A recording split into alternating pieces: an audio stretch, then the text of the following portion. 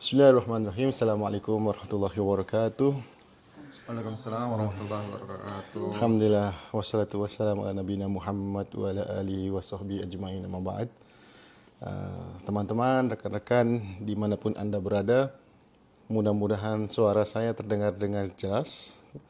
Ini saya belum tes suara ini di Facebook, karena ini siaran langsung ke Facebook. Bisa nggak dicek suaranya?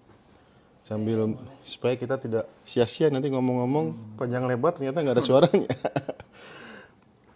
Dan malam hari ini insya Allah kita akan bincang-bincang dengan tuan rumah ya, bukan tamu saya karena saya yang bertamu. Siap ya? Suara sudah teruji jelas. Jadi yang jadi tuan rumah ini ada teman-teman PMI Al-Khatif, yaitu yang diwakili oleh siapa namanya Mas? Pak Azhar. Pak Azhar ya. Mic-nya deketin Pak. Azhar, Pak. Pak Azhar ya. Azhar ya. Ya. Satu lagi mic-nya deketin juga. Dengan Yandi. Yandi ya. Ya Masya Allah, ini dua teman kita ini kebetulan memang pengurus dari Ikatan Keluarga Migran Indonesia, IKMI Al-Khatif. Sesuai dengan tema yang sudah disebarkan di beberapa WhatsApp grup, malam hari ini kita ingin bincang-bincang, bukan bincang-bincang ya, justru akan lebih banyak mendengar curhatan hati dari PMI Al-Khatif yang selama ini mungkin kita belum begitu mengenal daerah Khatif di sini, karena dari dulu ke daerah ini terkenal dengan apa ya, ketertutupan ya, masih dijaga ketat oleh pemerintah Arab Saudi sehingga kita masih agak kesulitan untuk akses masuk ke dalamnya. Jarang Bisa tereksekusi masuk juga. cuma diperiksa ya, dan sekarang alhamdulillah sudah bebas, sudah terbuka, dan teman-teman di sini juga sudah ada organisasi atau wadah atau perkumpulan komunitas IKMI yang nanti akan kita bahas, kita coba gali apa sih IKMI dan bagaimana kabar teman-teman di sini. Saya mulai dari mana nih? Dari Bapak Azhar. Dari ketuanya. Ini ketua IKMI Al-Khatif ya, Pak Azhar. Pak Azhar ya. Dari Lombok ya. Lombok NTB. Oke, Pak Azhar, saya ingin pertama kali nanya. Iya, Pak. Banyak gak sih jumlah warga kita di sini nih? Warga Indonesia? Kalau kita simpulkan dalam ruang lingkup organisasi, memang yang sudah terdata dalam grup itu memang yang cowok itu cuma 100-an lebih. Itu dari komunitasnya ya, itu dari anggota yang udah terdaftar dari daftar. Nah, sebagiannya itu masih banyak juga yang belum masuk dan ya jadi anggota masih banyak. Tapi itu laki-laki ya kebanyakan? Itu laki-laki semua itu. Belum perempuan ya? Belum perempuan, kita belum berani spekulasi untuk merekrut perempuan karena takutnya ada apa namanya Pak yang ya masih kita belum mampu mengkapar aja itu. Ya, karena aktivitasnya memang banyak aktivitasnya, di kegiatan laki-laki ya. kegiatan laki-laki Belum melibatkan perempuan. Iya. Oke, kalau begitu memang potensi atau jumlah warga kita ini cukup besar. Iya benar-benar. Kita nggak tahu ya KBRI atau pemerintah kita hafal nggak jumlahnya. Kita kurang tahu ya. Belum pernah dengar ya. Berapa. Iya, kalau secara data memang kita belum pernah mendengar berapa itu, cuman kita mendatanya secara awam aja di sini dalam membentuk Kira gitu ya. suatu komunitas, makanya terlihatlah teman-teman kita yang ada di KTP ini. Biasanya kalau ngumpul-ngumpul itu suka di mana? Bisa kelihatan banyak warga kita itu. Kalau kita ngumpul itu biasanya itu di Kornes. Kita punya Kornes, kita biasanya ngumpul di Kornes KTP, I Love You KTP itu kita rutinitasnya di sana kumpulnya. Jadi tapi teman-teman itu baru kelihatan full hadir itu di atas jam 2, jam 3 karena mayoritasnya juga restoran. Apa nih? Siang atau malam? Jam 2, jam 3? Itu udah dini hari, Pak. Oh, dini hari. Udah pagi itu. Iya, makanya bingung juga kalau ngumpulin teman-teman agak di atas jam 8, jam 9 itu kita agak susah juga ya. Bukan kena Bisa ngumpul jam 2 dini hari, jam Iya, 3 dini hari, iya. menjelang subuh. Iya, menjelang subuh. Kenapa Malah ya kira-kira itu? ya karena terbentur pekerjaan, Pak. Pekerjaan. Nah, di sini kerjanya teman-teman juga bervariasi. Ada yang nutup dari jam 12, ada yang jam 1, ada yang bahkan ada yang jam 3, Pak. Oh, maksudnya selesai pekerjaan itu di tengah malam ya? Iya, Rata-rata ya. rata-rata tengah malam. Di pekerjaan apa ya kayak gitu ya sampai tengah malam gitu? Itu restoran Banyak ya. kan restoran ya? Anggota IKMI sendiri banyak di restoran. Iya benar. Oke, kalau Mas Yadi, saya manggilnya Mas apa Pak nih? Mas Yandi aja. Yani, Yandi aja ya. bisa di share itunya mikrofonnya ke Mas Yandi. Kalau Mas Yandi kerja di mana Mas Yandi? Kalau saya kerja di Majidia di supermarketnya Supermarket. Namanya Mazaya ya, Mazaya Food. yang cukup besar di sini ya. Ya lumayan besar di sini. Banyak orang Indonesia di sana. Indonesia enggak terlalu banyak sih. Nggak terlalu banyak ya. Mungkin bisa dihitung sekitar 10-an. Tapi dulu kayaknya banyak ya di situ. Ya dulu banyak, tapi kebanyakan kabur. Nah, ini dia ingin yang saya ungkap. Kok kenapa sudah kerja di tempat yang katakanlah resmi ya, muasasah, mungkin juga banyak cabangnya ya, Mas Zaya Iya. juga. Tapi kenapa kok masih ada teman yang nggak betah? Kira-kira kenapa ya bisa begitu? Jadi kalau disimpulkan itu bukan di Mazaya aja sih sebenarnya. Banyak tempat-tempat lain selain supermarket yang tidak nyaman kerja. Satu, karena kontrak kerja nggak sesuai. Kemudian jam kerjanya yang terlalu banyak. Bahkan gaji juga yang nggak sesuai dengan kontrak kerja. Jadi teman-teman kayak percuma kerja di sini jauh dari keluarga, jauh dari rumah orang tua, datang ke sini cuma dapat capeknya aja. Jadi pada teman-teman Seakan-akan menyesal gitu. ya karena ngerasa nggak sesuai lah intinya. Satu nggak sesuai dengan dari kerjaannya dengan gaji, kemudian nggak nyaman juga. Intinya masalah kontrak kerja sih sebenarnya. Kebanyakan Ya, kalau itu kan sebenarnya ketika mau berangkat kan kita tahu bahwa kita akan dapat gaji sekian, kemudian jam kerjanya sekian. Di PK itu kan tertulis ya. iya tertulis jelas di sana. Terus waktu datang ke sini kenyataannya tidak Karena sama. kenyataannya nggak sesuai. Kok Banyak bisa ya? ya. Karena juga kalau saya pertama kali datang di sini, alhamdulillah dapat majikan yang maksudnya lumayan bagus gitu. Saya kerja di toko kue awalnya. Kontrak kerja oke, cuman masalah jam kerjanya yang lebih 1 atau 2 jam. Itu yang nggak dihitung overtime. Ada di lebih dari saya teman-teman di luar sana yang bahkan nggak ada libur dan segala macam. Saya tanya juga teman-teman, mereka juga curhat sama saya. Saya tanya, kontrak kerjamu seperti apa? Boleh saya lihat? Saya bilang, itu sudah jelas. Gajinya berapa, jam kerjanya berapa, dan segala macam. Oke. Terus, kenapa kamu tidak pertanyakan sama majikan? Terus, saya udah pernah tanyain, terus kita sempat juga kayak berantem gitu. Saling Protes keras-kerasan ya. Dia bilang, itu permainan di sana di PT-nya katanya. Jadi dia nyalahin permainan di sana itu cuma sekedar apa sih ya sekedar tulisan aja pokoknya Formalitas. ya nggak sesuai lah intinya dia bilang gitu Artinya permainannya gitu. waktu di Indonesia di PT itu PK yang ditandatangani atau perjanjian kerja atau kontrak kerjanya itu manis ya, bagus. Ya Padahal itu tidak sesuai yang diminta oleh pihak pencari kerja ya di sini. penerima kerja di sini. Artinya itu ada apa ya, pembohongan, penipuan dong. Iya jelas penipuan jadinya. Yang benar kira-kira yang mana? PK yang di Indonesia atau Yang aturan harusnya yang yang di sini? benar yang PK di Indonesia juga, karena yang saya lihat sebagian besar PK yang di Indonesia sama peraturan yang ada di sini sama persis, dari jam kerja, dari standar gaji, sama persis sama peraturan perundang-undangannya. Saya juga sempat baca peraturan perundang-undangnya, kalau nggak salah labor law mungkin namanya, ya labor law itu jelas tertera libur berapa hari seminggu sekali, kemudian 8 jam kerja lebih dari itu harus dibayar overtime. overtime, dihitung overtime. Pokoknya dari libur kontrak 2 tahun dan segala macam udah jelas. Tapi kenyataannya ya kebanyakan sebagian besar nggak sesuai gitu. Padahal saya lihat PK dengan peraturan perundang-undangan yang ada dibuat di Saudi itu sama persis.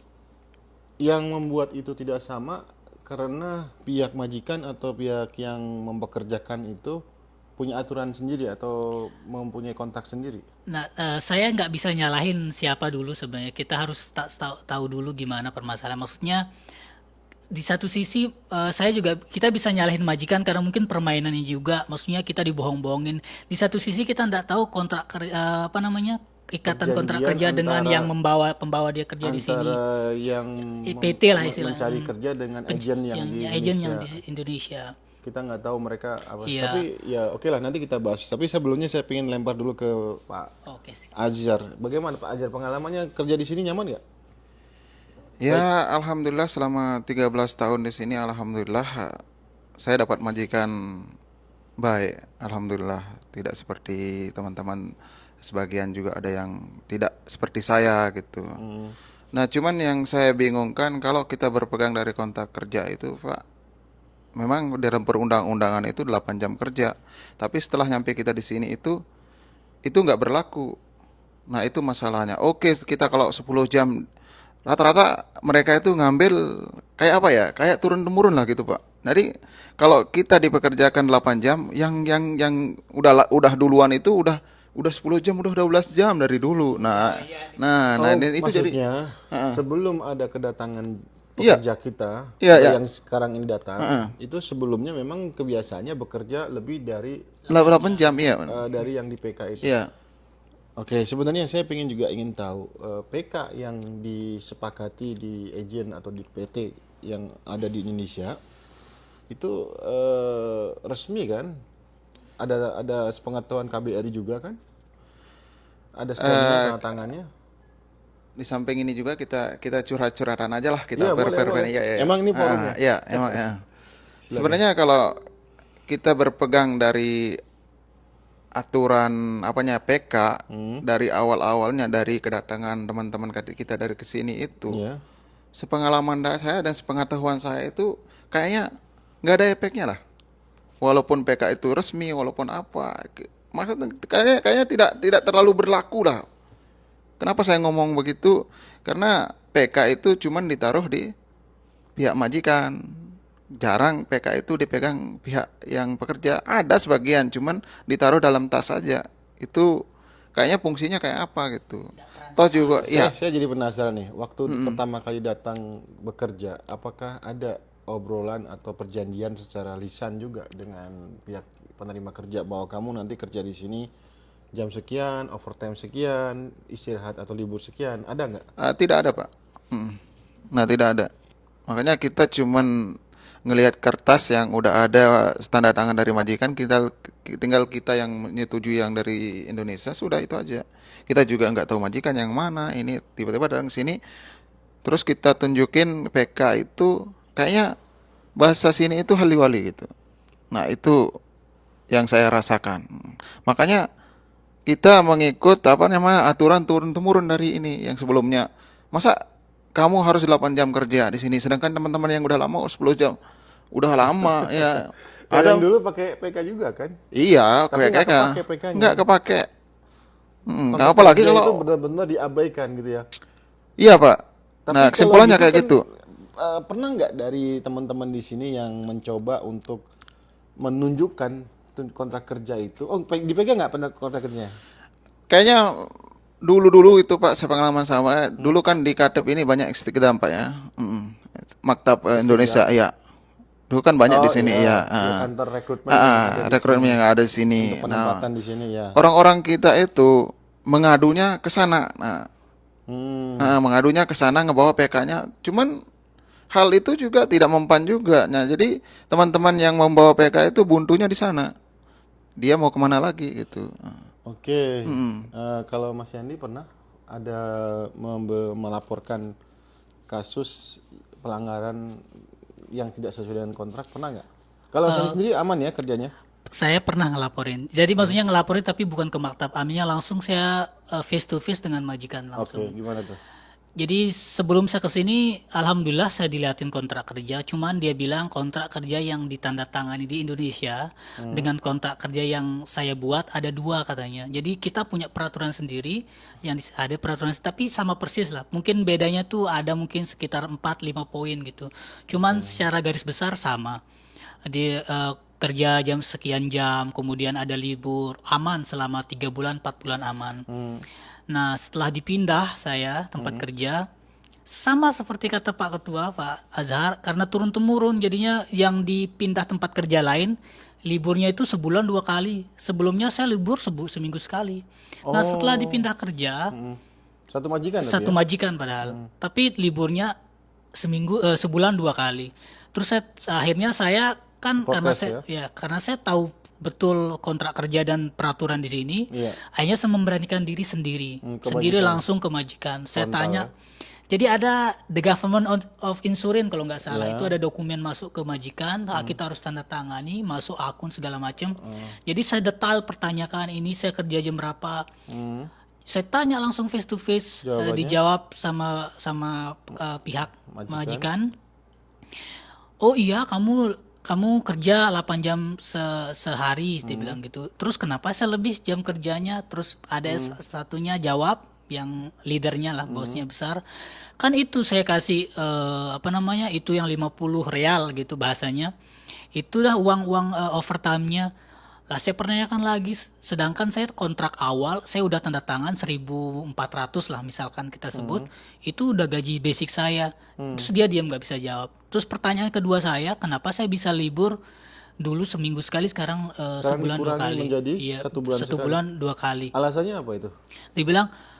eh, dia bilang nggak bisa jawab, nggak bisa jawab. Nah akhirnya karena saya buru-buru juga, terus coba tanya teman-teman Indonesiamu, dia nggak ngasih tahu kamu. Nah kayak seperti beliau nih, katanya turun temurun segala macam. Bahkan anak-anaknya yang pegang sekarang, saya tanya, saya nggak tahu soal Yandi, soalnya orang-orang dulu emang begitu, gitu. Itu Oke, jadi ini jawabannya. sebenarnya sistem pekerjaannya bukan berdasarkan PK, tapi berdasarkan pengalaman terdahulu. Iya, kebanyakan gitu. Tapi kalau PK yang disepakati antara majikan di sini dengan pekerja, itu sama nggak dengan PK yang kita ditandatangani di Jakarta waktu mau Iya, berangkat? sama. Sama? Terus kenapa mereka tidak mau mentaati aturan kerja Nah, atau PK itu tersebut? jadi pertanyaan juga. Saya juga bertanya, kenapa nggak? Saya nggak tahu permainan orang sini seperti apa. Maksudnya satu mungkin nggak takut dan segala macamnya. Saya masih mending lah kalau bisa, karena banyak teman-teman yang curhat ke saya juga, yang lebih parah lagi. Saya juga mau mempertanyakan, kita dapat akses buat ngelaporin itu kemana gitu. Terus kebanyakan teman-teman juga banyak yang takut satu itu. Takut apa ya? Ya takut karena ya ada masalah di luar itu setelah kita ngelapor, karena Konsekuensi iya, dari laporan konsekuensinya kita. tuh Takutnya iya. mungkin karena melapor sehingga nanti majikan mengambil balas Iya, dendam jadi ya. kayak Membalas responnya negatif. Contohnya kayak gimana ketakutannya? Takut diberhentikan? dipulangkan satu, kemudian ya setidaknya banyak nanti datang ke kantor dan segala macam bla bla bla bla, bisa mungkin potong gaji segala macam. Kita nggak tahu sih luarnya, tapi ya konsekuensinya yang itu yang ditakutin teman-teman. Nah sekarang yang jadi pertanyaan kita juga, Sebentar sebelum ke sana, saya pengen ke Pak Azhar nih, silakan. gantian ya. Apa yang ditakutkan teman-teman kalau seandainya melapor ke pihak yang berwenang bahwa pekerjaannya itu tidak sesuai dengan kontrak yang disepakati? Sebenarnya seperti yang tadi Pak Yandi bilang, konsekuensinya satu itu konsekuensinya. Takut Dan yang dipulangkan? kedua itu juga aksesnya itu Pak. Nah itu aksesnya itu Maksudnya kemana akses, mau melapor iya gitu? itu kemana kita mau ngelapor Kita dan kan punya kepada bapak di siapa. sini. Iya. Punya bapak, kita kan anak-anak nih. Kita punya bapak. Ya makanya Bapak kita? bapak kita siapa gitu? KBRI. Iya KBRI dan akses ke KBRI itu kan lumayan gimana ya? Agak sulit ya. Agak sulit atau memang teman-teman banyak yang nggak tahu nomor pengaduan hotline? Ya, ya kalau melalui hotline itu kayak gimana ya? Kayak kurang yakin lah teman-teman Kurang itu. yakin. Tapi Kurang kalau yakin nelpon tuh. ke hotline diterima nggak sama KBRI? Ditampung nggak? Artinya ada yang menjawab nggak aduan itu? Saya pengalaman saya sendiri, saya itu berapa kali nelpon, berapa kali WA itu kayaknya mungkin sibuk atau gimana kan kita harus ngeresponnya positif juga untuk bapak-bapak kita yang di sana. Cuman kita itu gimana ya? Nggak sabar juga. Ya, Pengen cepat ada yang jelas penyelesaian. ya bukan masalah penyelesaian Pak, cuman direspon aja tanggapannya kayak gimana Oke, itu saya aja. pengen ngetes ya, pengen tahu lebih dalam. Misalnya Pak Azhar melapor berapa kali laporan, misalnya berapa kali laporan dengan yang ditampung berapa Kalau persen mungkin bisa dihitung berapa persennya itu kira-kira.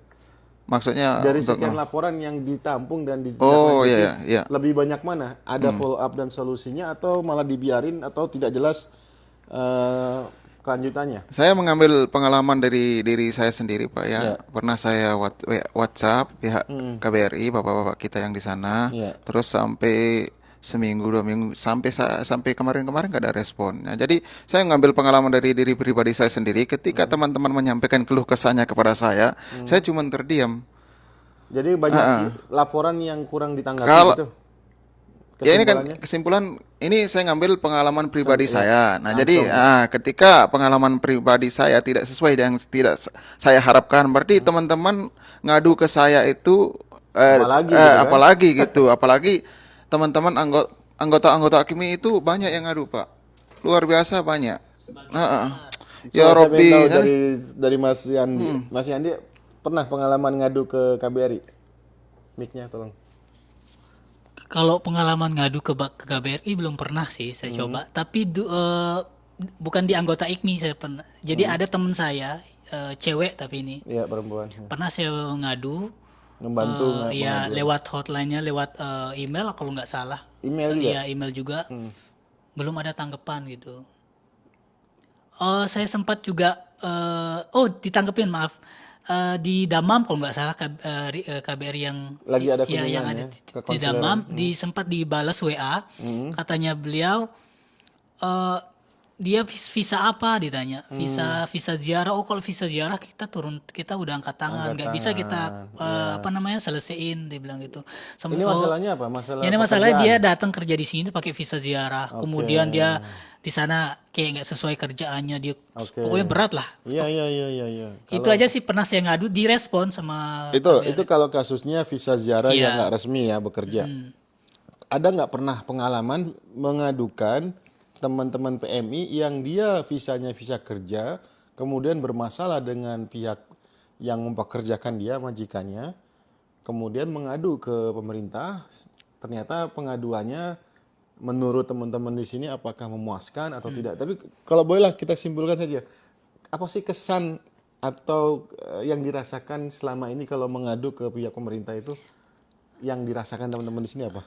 Saya jawab dulu masalah pernah mengadukan ke KBRI itu. Saya setelah kegiatan bazar kemarin, kan kita ada diskusi dengan Pak Dubes, Pak Dubes Pak dan Adnaker, segala macam Pak lengkap di sana. Konsuler, semuanya ada. Nah, saya pengen mungkin setelah pertemuan ini atau setelah podcast ini juga kita berdiskusi. Saya pengen ngelaporin, mau mengadukan, mau mencoba karena saya belum pernah ngaduin curhatan teman-teman yang banyak sekali ke saya. Nah, saya pengen Berarti sekarang sudah ada beberapa laporan yang belum disampaikan. banyak bukan beberapa Banyaknya dan segimana banyak. nih? Karena sebagian besar anggota IKMI kita Contoh apa kasusnya? kasusnya satu pernah 2 tahun sampai 3 tahun nggak dibuatin igoma. Igoma nggak dibuatin tapi tetap tinggal dan bekerja di tinggal sini. dan bekerja di sini. Masya Allah. Gaji kadang dibayar 2 bulan sekali. Gaji dibayarnya 2 bulan bulan sekali, sekali. kerja sepanjang bulan. Kerja Nggak terus libur nggak ada. Oke, apalagi? Terus kasus yang masuk dari pagi sampai malam Nggak jam dihitung 12. lembur juga? Nggak dihitung lembur. Padahal Itu kerja di sebagian besar. muasasa ya, itu badan hukum ya, bukan Iya, perorangan ya. ini resmi. Dan dia bisa kerja di sini. Iya, ya? bisa Oke, kerja. 3 itu. Apalagi? Nah, itu makanya saya 3 poin itu yang paling banyak ya ya. paling banyak 3 poin itu. Masalah igoma tidak Igoma. dibuatkan, kedua gaji Jam, dirapel 2-3 bulan sekali dan Jam kerja sama libur enggak ada. 4 tidak ada poin. jam libur, tidak ada overtime. Saya nanya lagi nih ke ketua IKMI. Selama ini ngapain nih ketua IKMI? Apakah sudah sempat nggak ngomongin ke sebagai penyambung lidah teman-teman anggota IKMI? Sempat nggak diadukan atau disampaikan ke pihak pemerintah kita? Atau mungkin juga langsung ke Maktab Amal Arab Saudi di sini, kan mereka juga punya layanan pengaduan di sini. Iya, yang saya pertanyakan juga untuk ke Maktab Amal itu, apakah boleh kita mendampingi seseorang untuk mengajukan permasalahan gitu, Pak? Berarti belum pernah ya ke Maktab Amal? Belum pernah ke Kalau Maktab ke Amal. pemerintah kita, KBRI, Seperti yang saya bilang tadi, sebelum berdirinya IKMI ini, saya Udah pribadi, sering ya? saya Oh, pribadi, pengalaman pribadi ya? pengalaman pribadi. Tapi setelah terbentuknya IKMI ini, saya gimana ya, banyak pengaduan-pengaduan teman-teman Ditampung sama ketuanya. yang saya tampung, Masya Allah. yang saya tampung dan itu mangkal di saya, Pak. Oh, Maka belum diterusin ke pemerintah. belum saya terusin, makanya Kenapa Kak nggak diteruskan? Kan itu amanah dari anggota untuk disampaikan ke pihak yang punya kepentingan atau pemerintah kita lah, katakanlah KBRI gitu. ya makanya kadang-kadang saya itu ngejawab teman-teman, saya nggak bisa ngejawab Pak, menjanjikan ataupun menjawab Pak pertanyaan saudara-saudara. Cuman saya cuman bisa mendengar kalau ada momen-momen nanti kita pertemukan sama PPMI atau bapak-bapak yang ada di KBRI. Makanya Tapi sebentar, Pak Azhar belum pernah mencoba kan untuk melaporkan ke KBRI? Pernah mencoba belum? insya Allah saya akan coba seperti kata Pak Yani setelah kemarin-kemarin kita udah bertatapan muka sama Jadi beliau-beliau. selama ini belum pernah mencoba, tapi sudah merasa ada pesimisme. Ya, saya merasa saya ada pengalaman pribadi sebelum adanya IKMI ini. Ya, Sebelum bisa jadi sekarang KBRI berubah lebih baik karena pejabatnya juga berbeda. ya memang itu harapan kita, Pak. Memang itu harapan kita yang ada di KTP ini.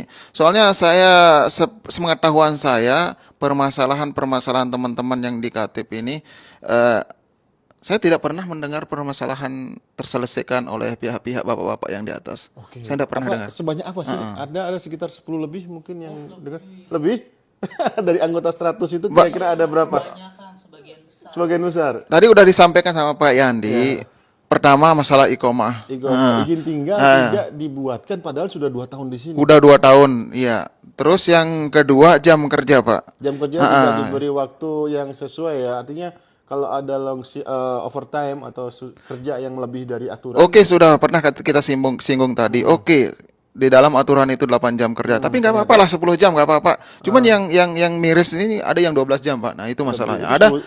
Ada malah yang 13 jam. Nah, itu mirisnya kayak gitu, Pak. Sebenarnya lebih dari 1 jam aja seharusnya sudah dihitung sebagai kalau di kita uang lembur ya.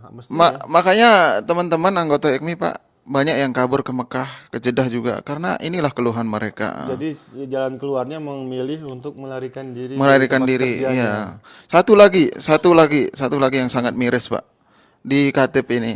Mungkin bukan di KTP aja. Keumuman Mas. Teman-teman yang udah dibalak masih bisa bekerja di majikannya.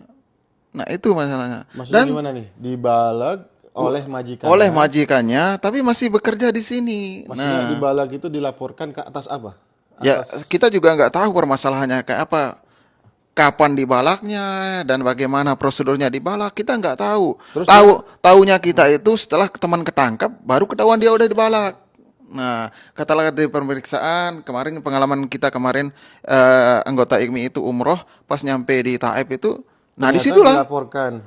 ternyata ikomahnya udah dibalak. Dari sini sudah aman-aman aja kita Balak udah itu kan pelaporan ya kepada pihak yang berwenang, berwajib. Iya. atas kelakuan atau perlakuan atau ada tindakan kriminal atau masalah kerja atau apa? Iya, sebenarnya kita juga kurang paham. Ngerti ya. Kita juga nggak mau spekulasi yang terlalu ini, ya. Iya. Enggak, maksud saya pengen meyakinkan kalau namanya balak itu kan artinya itu ada pelaporan ke pihak berwenang atas seseorang karena tindakan yang dia lakukan, baik itu mau kriminal, mau ke perbuatan yang tidak menyenangkan atau akhlakiah. Kita nggak tahu kasusnya, tapi balak itu dilakukan ya. Iya, tapi sepengalaman saya, Pak, yang kemarin teman kita yang ketangkap itu ketahuannya dibalak itu di Taif itu, sepengetahuan saya orangnya Tidak ada nggak orangnya nggak nakal-nakal ada gitu, masalah nggak ya. ada, Tapi pokoknya tahu-tahu nggak dilaporkan. tahu-taunya udah dilaporkan. Kaget, jadi orangnya shock kan? Iya. Masalahnya gitu. Kok bisa? Nah, itu pertanyaan kita. Kok bisa? Apakah Tapi dia punya igoma nggak? punya? Oh, fisiknya ada ikomahnya, cuman mati. Nah, itu Ya, permasalahannya. kita nggak tahu ya, mungkin ada masalah antara dia dengan majikan ya, sehingga si majikan punya kuasa untuk melaporkan. Kalau seandainya kita bisa melaporkan, kita laporkan balik sebenarnya, karena kita bisa membela sebenarnya. Ini juga saya ingin mencoba mengkritisi nih teman-teman ya. Ini bukan berarti saya tidak membela ya. Yang tadi diceritakan itu 2 tahun bekerja tinggal di negara orang, tapi tidak punya izin tinggal. Stop, Pak. Ada yang 5 tahun juga. Ada yang 5 tahun jangan tinggal di sini, ada yang 5 tahun juga. tapi tidak punya izin tinggal. Yang saya tanya, kok bisa gitu ya? Teman-teman betah dan bertahan. Apakah ketika awal-awal dia sebelum sampai setahun itu tidak pernah bertanya bahwa dia itu butuh identitas. Karena itu kan nanti pengaruhnya dia tidak punya asuransi kesehatan. Mau berobat dia tidak bisa masuk akses ke rumah sakit. Kedua, nanti dia kalau masalah transfer uang juga dia nggak bisa mengirim uang ke Indonesia. Nah, Benar.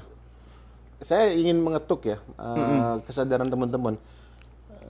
Kenapa mereka terus saja gitu, bukan dari awal mencoba untuk meminta haknya seperti contohnya ini kasusnya izin tinggal.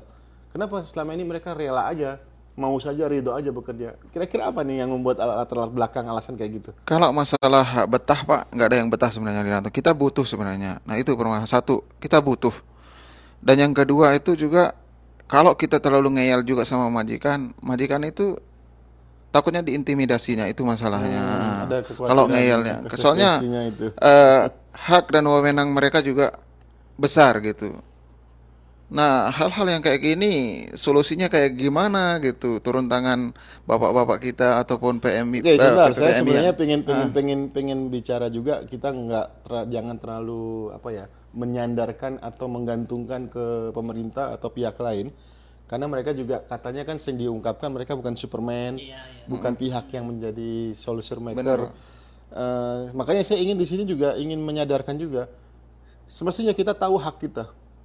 Ketika kita tidak dipenuhi haknya kan kita harusnya nuntut, minta. Tetapi sayangnya teman-teman di sini ada kekhawatiran kalau melawan atau menuntut haknya ternyata berbalik ya, jadi bumerang buat mereka, merasa dirugikan, misalnya tidak lagi dipekerjakan, dikepulangkan. Tapi ini sebenarnya tidak benar juga. Artinya maksudnya gini, teman-teman yang merasa khawatir tidak konsekuensi dari laporan itu kemudian merugikan dirinya, semestinya ini ada pembelaan. Nah, di sini peran dari pemerintah kita atau juga pemerintah Arab Saudi sebagai tempat kita bekerja di sini, kita bisa laporkan. Saya pengen tahu juga ke Mas Yandi ya, gantian ya. Ke Mas Yandi, harusnya kita itu kan berani. Kalau memang kita didolimi ya, itu kita udah masuk masalah didolimi nih. Iya. Semestinya kan kita juga berani melawan kedoliman itu. Apa karena merasa tidak ada yang membacking atau tidak merasa ada yang mendukung atau yang merasa melindungi ya? Apa sih sebenarnya latar belakang, hanya karena takut itu saja atau nggak ngerti juga haknya apa? Sebelum saya jawab yang pertanyaan ini, ada pertanyaan sebelumnya yang masalah kenapa nggak ada respon dari teman-teman kok sampai 2-3 tahun nggak Ya itu. Saya apa pengen tahu itu namanya apa. nggak ditanya ini goma segala macam. Iya. Teman-teman nanyain sampai sebulan, 3 bulan, 4 bulan, sampai setahun, mana igoma saya, mana igoma saya. Terus? Kemudian dijanjikan sampai dijanjikan 5, BBM 2, ya, 3 tahun sama Kadin, majikannya. Bukro, Maafi Maklum.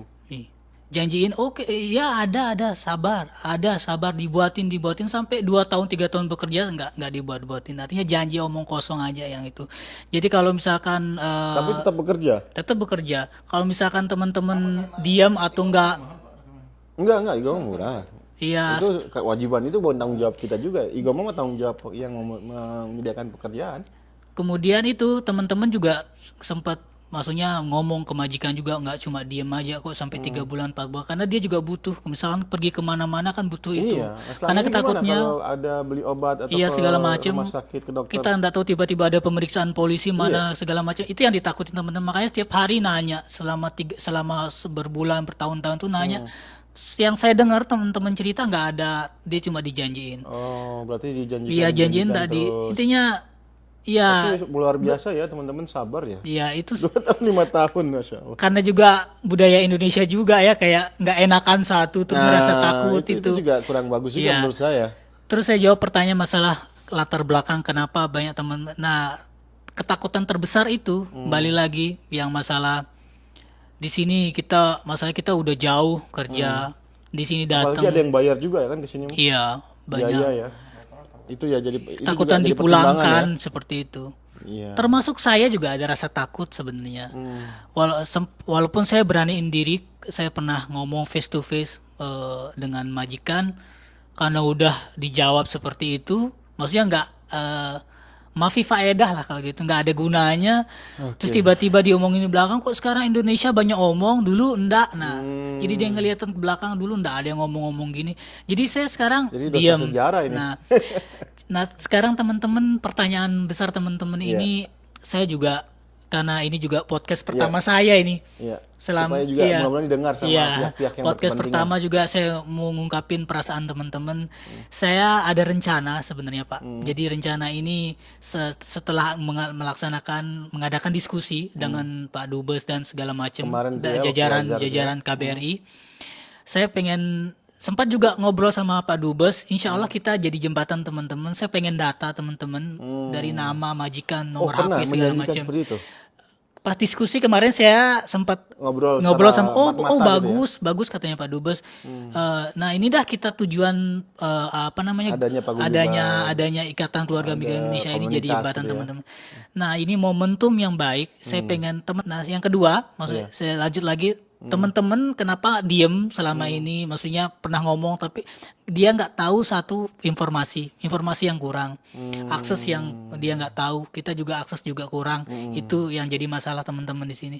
Insya Allah dengan kemarin diadakannya bazar dan diskusi Dialog ramah gitu ya. tamah, dialog dengan Pak Dubes, Itu membangkitkan ya keberanian ada ya. membangkitkan semangat dan saya rencana mau data teman-teman. Siap, Siapa tahu nanti kita bareng-bareng ke Maktab Amil. dikolektifkan gitu ya. Iya, kita intinya teman yang melapor harus siap, Harus benar. harus Iya, siap, iya, harus iya, berani. iya, iya. Entah itu dipulangkan, entah itu didiemin, entah itu diminta ganti rugi dan segala macam. Intinya siap. Setuju, Saya udah sampaikan ke teman-teman yang mau siap lapor face to face harus siap untuk dimediasi dengan majikan.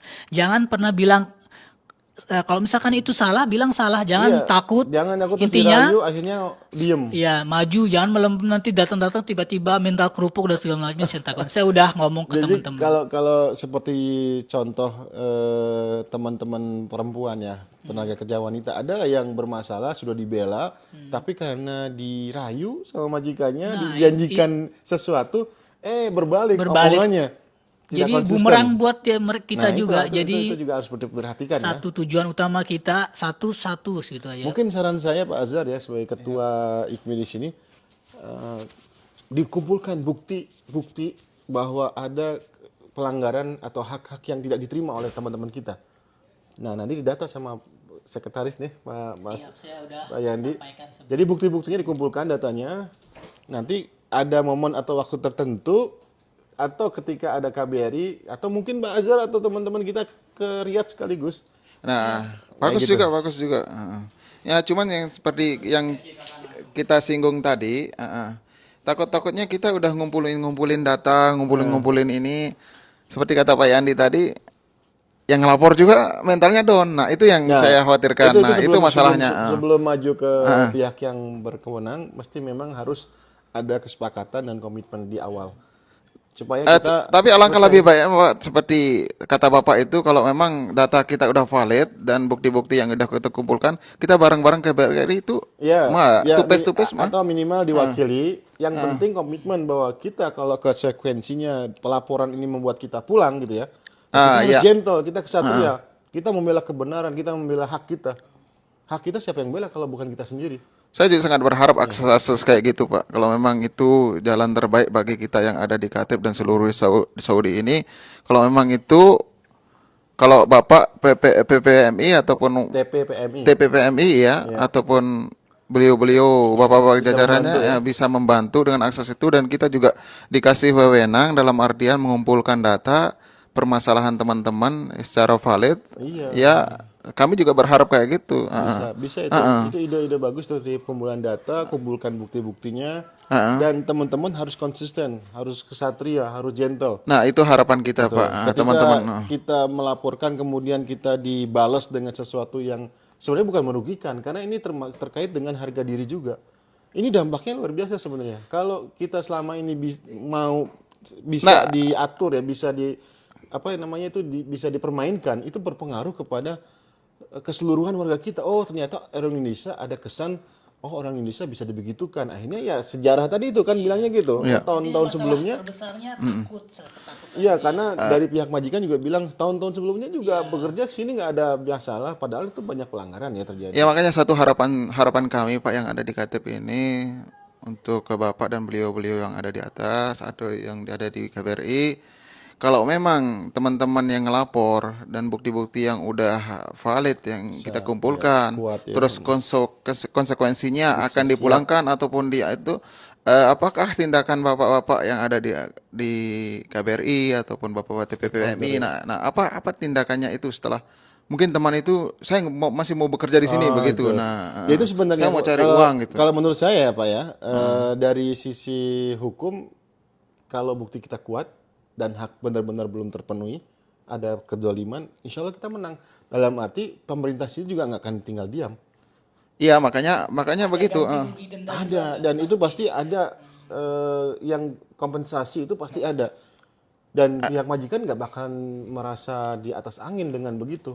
Iya, makanya bukan masalah kompensasi atau apa, tapi misalnya saya ngelapor misalnya, tapi saya masih mau bekerja mencari rezeki di sini dan konsekuensi dari pelaporan saya ke majikan saya, kamu harus saya pulangkan. Nah, sebenarnya saya nggak mau pulang begitu. Dilematis ya. Ya ini makanya, ini bagaimana? ini tinggal makanya tadi di awal sepakat dulu, pastikan dulu siapa yang mau maju terus pantang mundur untuk untuk mendapatkan hak, karena hak itu diminta bukan diterima. Harus kita Nah, pertanyaan saya majunya kemana, Pak? Soalnya Nah, kalau majunya ke Indo, dia otomatis dia pulang, mau dipulangkan nanti. Ya, gini. Maju berdekat di sini, mereka pasti nggak mau pulang kalau selagi mereka butuh. Ya itu, makanya gini, ketika teman-teman sudah konsekuen atau merasa sudah yakin bahwa ini adalah ada pengaruhnya untuk masa depan pekerjaan di sini, Nah, itulah. ketika kita mau laporkan siap. Kalau yang tidak siap atau tidak mau untuk diselesaikan, dituntaskan, ya sudah terima apa adanya.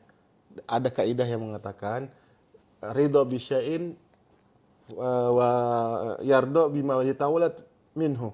Kalau kita ridho kepada sesuatu, maka kita juga harus ridho dengan apa yang nanti ditimbulkan dari sesuatu itu. Makanya kalau teman-teman nggak siap untuk maju, untuk menuntut haknya karena dikhawatirkan ini dan itu, ya sudah, terima saja. Sekarang contohnya, Pak, misalnya teman-teman yang baru 5 bulan, 6 bulan ya, dapat perlakuan yang seperti kita bahas singgung tadi, terus mereka ngelapor dengan konsekuensi dipulangkan, sedangkan mereka utang juga belum lunas yang di Indonesia. Nah, itu jadi dilema, jadi mereka yang ini mau pulang atau Ya ini juga kendala, ini muskilah juga ya ketika berangkat ke sini membayar sejumlah uang yang cukup besar ya, sehingga perlu modal untuk datang ke sini. Iya, ya cuman satu harapan saya sebagai ketua EKMI, bagaimana solusinya nanti ketika teman-teman mendapat konsekuensi dari majikan, apa tindakan kita dan teman-teman yang berwenang maksud saya, Pak. Bagaimana wadah kita nanti untuk menampung hal itu Bisa dimengerti itu. bisa dimengerti. Jadi kita untuk membangkitkan semangat teman-teman pengelapor itu berarti walaupun ada konsekuensinya kayak gitu, saya masih aman di sini. Nah, begitu. Ya, ini kita waktu juga nggak banyak nih, Pak. Terakhir deh Mas Yandi, apa harapan dan keinginan dari teman-teman tentang apa yang sudah kita bicarakan malam ini? Iya, harapan kami semoga kita anggota IKMI termasuk teman-teman yang di Saudi, tidak cuma di Katif, di berbagai daerah pun, permasalahan yang seperti kita singgung sebelum-sebelumnya, semoga kita dapat akses yang untuk melaporkan satu, kita punya keberanian, jangan kalah sama teman-teman Filipina tuh berani betul mereka. Ya, mereka siap dipulangkan ya. Iya. Nah, kita kalah berarti di situ ya. Oke lah, intinya semoga pelaporan kita insya Allah kita data dan semoga berjalan mulus dan ada solusi yang selama kita pendam 1 tahun 2 tahun ini yang lebih bahkan dan banyak yang banyak yang lapor, semoga kita bisa pecahkan gitu. Semoga lancar aja. Solusinya. Iya. Closing statement dari Ketua IKMI terakhir. Sebenarnya tidak ada apa ya. Kalau saya dengar pengaduan teman-teman IKMI ini, saya sebenarnya pesimis dalam hal ini. Kenapa saya ngomong gitu ya? Ini jangan lupa pesimis dong. Iya. Di mana ada apa istilahnya? Kenapa ada kemauan di situ ada jalan. Kenapa saya ngomong gitu, Pak? Terlalu banyak sebenarnya permasalahan. Karena Satu, banyaknya. ini pengalaman juga. Majikan udah bangkrut, masih tidak dipulangkan, tidak digaji juga. Nah, itu juga ada teman kita. Udah 8 bulan nggak kerja, majikan bangkrut, restoran nggak ada. Nah, tapi tetap ditahan di sini. Nah, jadi apa ya? Saya juga yang mau dicari apa majikannya? Nah, wah, kalau posisi saya di posisi ini mereka itu, waduh. Makanya Ada satu yang mungkin Pak dilupakan. ya, cuman harapan Sudah berdoa nih belum? Hah? Teman-teman doanya harus diperbanyak ini. Iya. Iya, Karena Allah itu yang Maha Penolong sebenarnya. iya benar. Tapi ala kulli hal ya memang harus ada usaha juga. Tapi kalau Terakhir teman, ya Pak, satu kalau menit lagi nih. kalau korban berdoa juga yang yang majikan juga berdoa Pak, itu masalahnya. Nah, doa yang didolimi itu ijabah Pak. Doa yang didolimi itu tanpa batas, tanpa hijab. Insya Allah dikabul. Iya, itu hadis jelas. Doa yang terdolimi itu tanpa hijab, langsung insya Allah diterima sama Allah. Asal kita yakin dan benar niat kita. Ya itulah, itu sebagian dari usaha lah doa itu. Iya. Tapi ya itu ya, tadi memang masalahnya banyak sehingga membuat pesimis. Tapi gini Pak, ini pembincangan kita ini bukan berarti kita ingin memperburuk keadaan ya. Siap, Pak, Justru siap. kita ingin menunjukkan ini loh fakta ini nih yang sebenarnya terjadi. Nah nanti semoga teman-teman bisa konsultasi lebih lanjut dan insya Allah saya akan bantu. Nah, tinggal kita minta dari Pak Yani sama Ketua IKMI Pak Azhar dikumpulin dulu aja bukti-buktinya apa saja masalahnya, diinventaris itu ya. Kayak dokter kan kalau mau ngobatin pasien pasti mendiagnosa dulu apa penyakitnya, apa yang di sini, baru ketahuan obatnya. Nah ini kita juga dokumentasikan dulu di inventaris, nanti kita susun rapi, siap saya bantu lah. Kalau butuh-butuh yang saya bisa bantu, saya bantu. Nanti kita sampaikan ke pihak yang berwenang, ya Bapak kita. Siapa lagi? KBRI Riyadh. Terima kasih atas waktunya, karena waktu kita akan lanjut dengan kegiatan yang lain. Ada yang ingin saya sampaikan, Pak? Mau terakhir lagi, Oh, silakan. ya. 1 menit ya. Ya, harapan kami selaku ketua IKMI dan anggota-anggota IKMI, pengurus-pengurus IKMI, tetap semangat lah, dalam artian apapun permasalahan itu semangat dalam artian juga semangat ngelapor, semangat bekerja, semangat itu bangkitkan semangat kita semua. Dan harapan kami ke Bapak KBRI dan TPPMI juga, kasih kami akses untuk ke depannya. Itu aja Pak. Baik, terima kasih Pak Azhar dan Pak Yandi dan teman-teman IKMI sekalian. Semoga ini yang kita sampaikan bisa kita tindak lanjuti ya. Amin. Dan Allah semoga membantu kita. Tentunya kita nggak melupakan yang di atas sana. Amin, Pak. Karena waktu kita terbatas, mau melanjutkan dengan kegiatan yang lain. Jazakallahu khair. Assalamualaikum warahmatullahi wabarakatuh. Waalaikumsalam warahmatullahi wabarakatuh.